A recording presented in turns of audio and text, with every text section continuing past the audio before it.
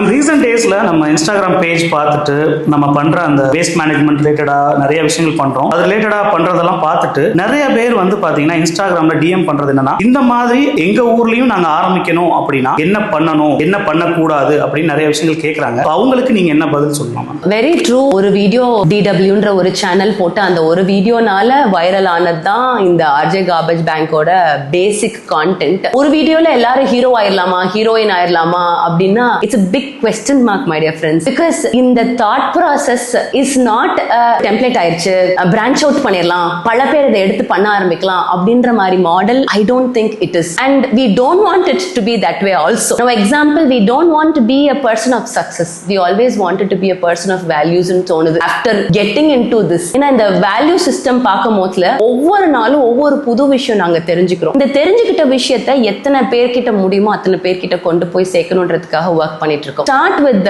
சின்னதா water body management or source segregation of waste or resource management or energy audit இப்படின்னு சொல்லி ஒவ்வொன்றும் அலைடா இருக்கு. ஒவ்வொரு ஸ்ட்ரீமும் தட் இஸ் அ அலைடு ஸ்ட்ரீமா இருக்கு. So we are in the process of actually learning. ஆனா லேர்ன் பண்ண எல்லாத்தையுமே கன்சாலிடேட் பண்ணி எத்தனை பேருக்கு முடியுமோ அதை எஜுகேஷனா கொடுத்துடணும், அதை நாலேஜா கொடுத்துடணும் அப்படின்றதுல we are working very very meticulously. In this process we have learned so much and we would like to make as many people as possible to know about this concept. So it is a long way to go for us to யார்கிட்டயாவது இதை டெம்ப்ளேட்டா கொடுத்து ஒவ்வொரு ஊர்லயும் செய்ய ஆரம்பிக்கிறதுக்கு. But ஏற்கனவே செஞ்சுக்கிட்டு இருக்கிறவங்க நிறைய பேர் இருக்காங்க. அவங்களுக்கு கூட சேர்ந்து ஒர்க் பண்றது ரொம்ப சந்தோஷமா இருக்கு. Now example, சிவகாசில the person called Kanchana, she wanted to do it. அவங்க சிவகாசில செஞ்சுட்டு இருக்காங்க.